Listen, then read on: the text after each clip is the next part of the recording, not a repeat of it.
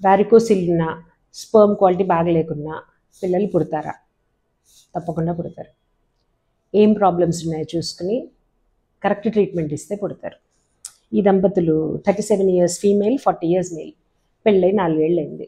Varicocele ఉంది. స్పర్మ్లో test చేస్తే count బాగుంది, స్పీడ్ బాగుంది, క్వాలిటీ అస్సలు బాగలేదు, మార్ఫాలజీ అంటాము. తర్వాత ఇంటర్నల్గా డిఎన్ఏలో డ్యామేజ్ ఉంది. డిఎన్ఏ ఫ్రాగ్మెంటేషన్ ఇండెక్స్ DFI 39 ఉండింది.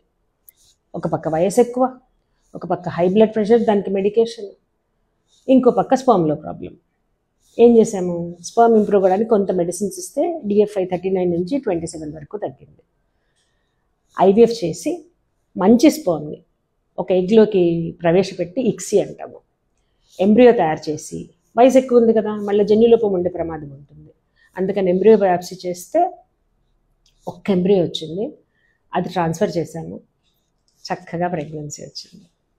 ఫస్ట్ అటెంప్ట్లో పెళ్ళైన తర్వాత 4 ఏళ్ళకి స్పర్మ్ బాగలేకున్నా కరెక్ట్ పద్ధతిలో ప్రయత్నం చేస్తే, స్పర్మ్ ఒకటే కాకుండా ఇంకేమన్నా ప్రాబ్లమ్స్ ఉన్నాయో చూసుకుని అన్నిటినీ అడ్రస్ చేస్తే తప్పకుండా IVF సక్సెస్ అవుతుంది.